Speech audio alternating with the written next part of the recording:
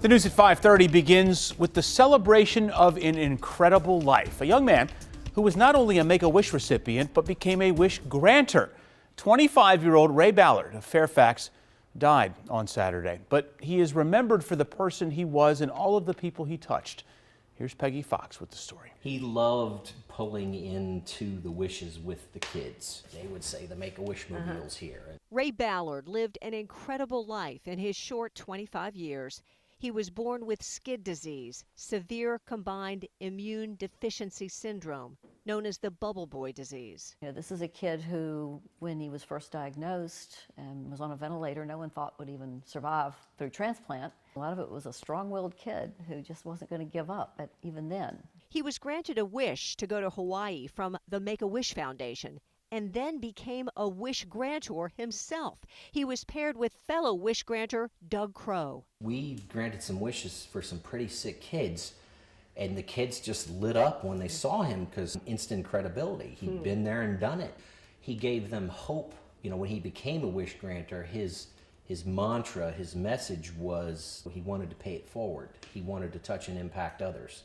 And he did. He did it in a big way. I'm grateful I had a chance to meet him, telling his story 3 years ago.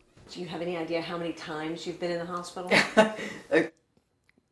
Many I can remember.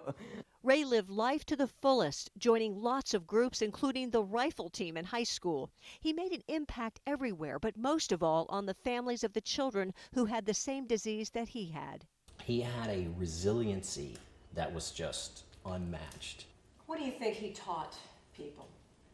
Not to give up, to think about other people, because he was very compassionate, very empathetic. When someone else had a problem, when someone else was sick, he was more worried about them than himself.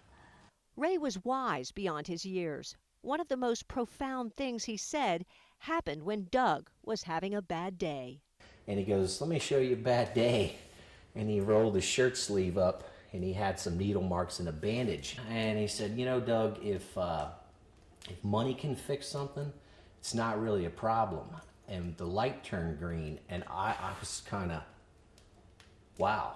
If money can fix something, it's not really a problem. It just touched me. I mean, it is so true. There are a lot of people who will remember Ray, a lot.